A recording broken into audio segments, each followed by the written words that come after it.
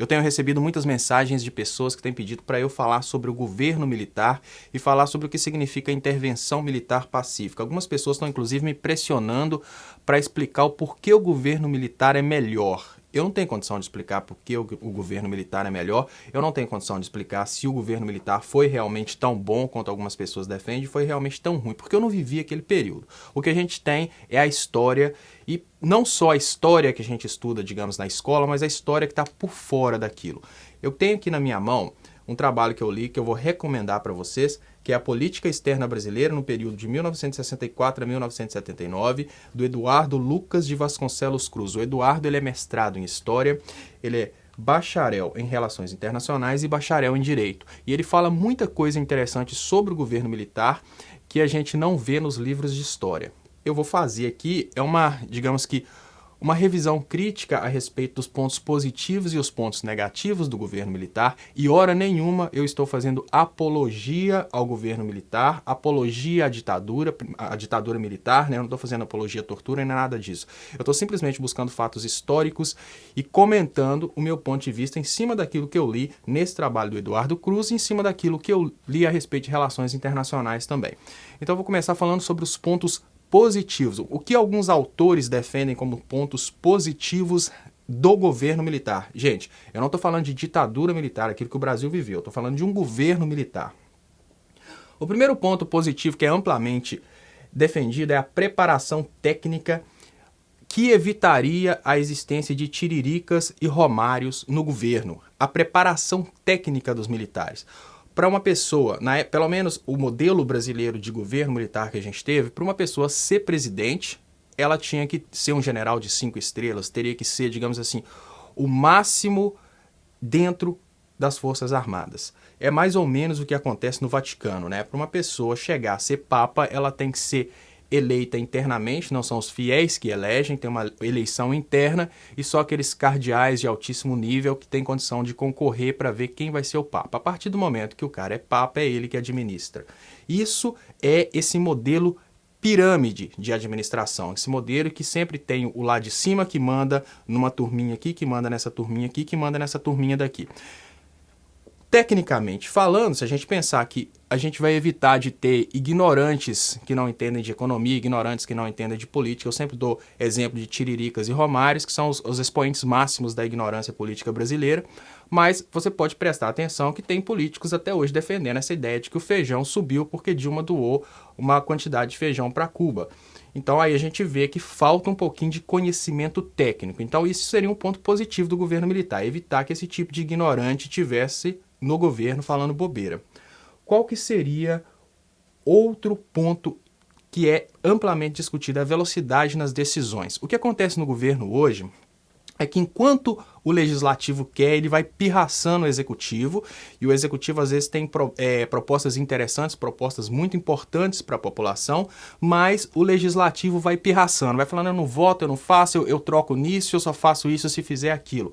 Isso sim é uma coisa que digamos que uma administração centralizada resolveria. Mas não é só um governo militar que resolve isso não, tá, gente? Se for um governo, no caso, parlamentar, em que o executivo, ao mesmo tempo, representa o legislativo, também as coisas acontecem muito mais rápido. Não é a única saída, não é o governo militar, mas estou falando aqui de um outro ponto positivo desse modelo de governo que exclui a representatividade, ou seja, ele joga o Congresso fora. Ponto positivo. Velocidade para as medidas do executivo. Agora, um outro ponto que também é defendido pelo Eduardo Lucas de Vasconcelos Cruz é o nacionalismo e a integridade das pessoas que compõem essas entidades. Segundo o Cruz, as pessoas do Itamaraty e os militares, as pessoas das Forças Armadas, são íntegras e elas não entregariam o Brasil, digamos assim, de mão beijada para os interesses internacionais. O que significa isso na realidade de hoje? A gente vê que os civis, o que eles estão fazendo hoje é entregar o pré-sal, é tentar rifar tudo para fora, e tem todo um esquema de corrupção. Eles não estão vendendo petróleo brasileiro para beneficiar a população brasileira, eles estão vendendo para beneficiar o bolso deles. Segundo o Cruz, isso é uma coisa que jamais aconteceria se a gente tivesse um governo militar. Os militares de altíssimo nível jamais se venderiam por tão pouco, porque eles têm, no caso, uma lição maior de nacionalidade, né? nacionalismo, não nacionalidade. E agora eu vou dar um exemplo que ele cita aqui, que é um exemplo que todos nós vivemos nos últimos tempos, que foi a política energética brasileira. A política energética brasileira ela vem sendo boicotada pelos Estados Unidos há muito tempo. E teve um episódio muito interessante que foi da energia nuclear. Energia nuclear não é só para fazer bomba. Energia nuclear, por exemplo, pode ser utilizada para produção de energia elétrica. Ela é utilizada no Brasil para produção de energia elétrica.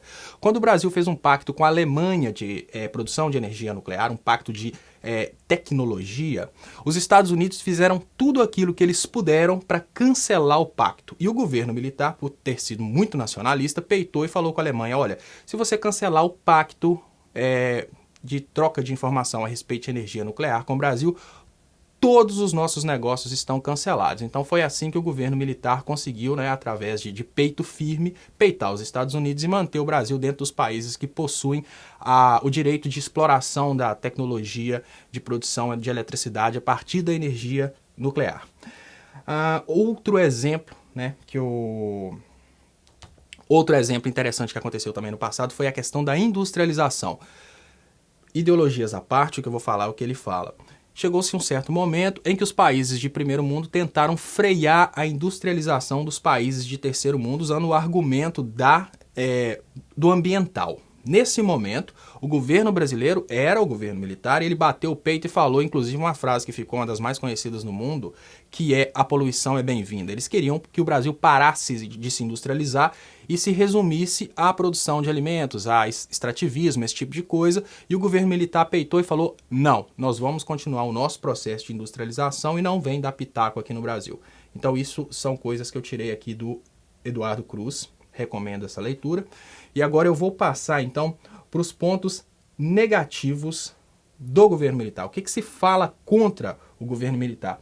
Primeiro, como convencer o povo que um governo militar é bom? A experiência que todo mundo tenha acerca do governo militar é que o governo militar é um governo que chega descendo o cacetete, bate em todo mundo, tortura as pessoas. Então já vai ter um dano social. A partir do momento, tudo bem, vocês, eu me imagino que eu estou comunicando com outras pessoas, mas quem me perguntou isso foram os eleitores do Bolsonaro, vocês têm aquela ideia já interiorizada sobre a integridade dos militares, mas agora como que vocês vão passar isso para 210 milhões de brasileiros? É muito difícil. Então, esse é o primeiro passo. Como convencer as pessoas que esse modelo é tecnicamente superior e mais nacionalista e pode ser melhor para o Brasil? Eu não estou defendendo isso, eu estou querendo dizer para vocês como vocês fariam isso, como explicar para todo mundo que o governo militar não vai chegar descendo o cacetete, que o governo militar vai administrar de uma forma nacionalista, uma forma tecnicamente superior. O segundo ponto é a representatividade. O Brasil é muito diverso. Se hoje a gente tivesse um governo militar e fosse, por exemplo, se o Bolsonaro é o capitão, ele nem teria condição de ser presidente nesse caso, se fosse um antigo modelo de governo militar brasileiro. Mas se fosse um governo militar e a gente tivesse um general de 5 estrelas, que fosse o presidente do Brasil, e aquele general de 5 estrelas, por motivo pessoal, ele não gostasse de uma determinada parcela da população, essa parcela se veria excluída das políticas sociais.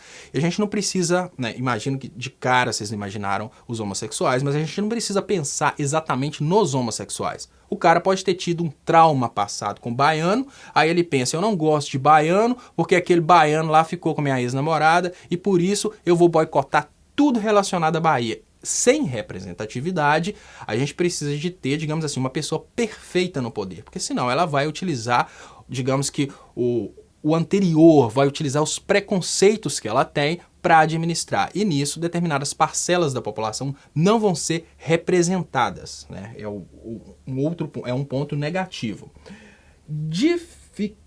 Dificultaria as relações internacionais do Brasil. Eu escrevo, minha letra é muito ruim. Vamos pensar o seguinte, todo mundo imagina que Cuba e Coreia querem viver isolados. Não, Cuba e Coreia não querem viver isolados.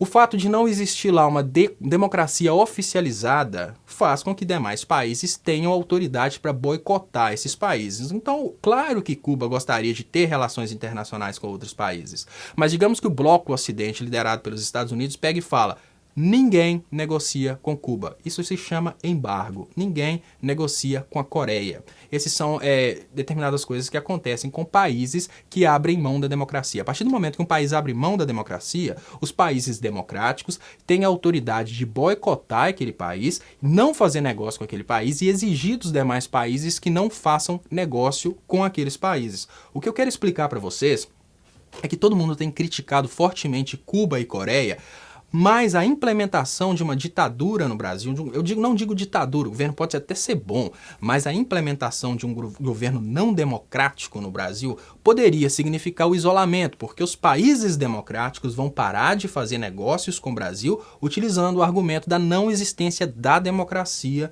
no Brasil. Isso é uma coisa que acontece, se vocês prestarem atenção, vocês vão ver que a Coreia e Cuba estão pelejando para se inserir no mercado internacional. Quem não deixa são os Estados Unidos. Não pensam que é eles que são retardados a ponto de quererem viverem isolados, não. Existem embargos. Esses embargos se justificam pela falta da democracia. Aí a gente pensa, por que a democracia é importante? Tem uma reflexão a respeito disso. Quando existe um processo democrático, esses países têm condição de controlar a mídia e decidir quem vai ser o presidente. Eles não estão lutando para o povo decidir quem são os presidentes. Essas grandes empresas, essas grandes multinacionais, elas querem ter o poder de influenciar as decisões. Ou seja, não é democracia. Eles têm o poder, por exemplo, de comprar uma emissora brasileira para ficar falando mal do presidente o tempo todo para poder eleger o presidente deles na próxima eleição. É isso que eles chamam de democracia e é por isso que eles lutam para que países não tenham regimes que eles chamam de ditadura. No caso, Coreia, no caso, Cuba, no caso, o que vocês estão pedindo para poder ser implementado no Brasil. Vai dar abertura para eles também iniciarem um processo de invasão, de intervenção militar. Esse é um outro ponto negativo. Por mais que o governo esteja fazendo coisa boa para o país, imaginemos então que o governo militar assumiu o Brasil e está fazendo coisas maravilhosas no Brasil. Mas porque sempre vai ter uma parcela da população que não concorda, os governos de países de primeiro mundo vão utilizar as forças armadas para invadir o Brasil e utilizar isso como argumento, né, que as pessoas aqui não estão sendo representadas, e vão invadir o Brasil, utilizar força militar para poder destruir o exército brasileiro, porque infelizmente nós não temos tecnologia militar suficiente, por exemplo, para combater os Estados Unidos.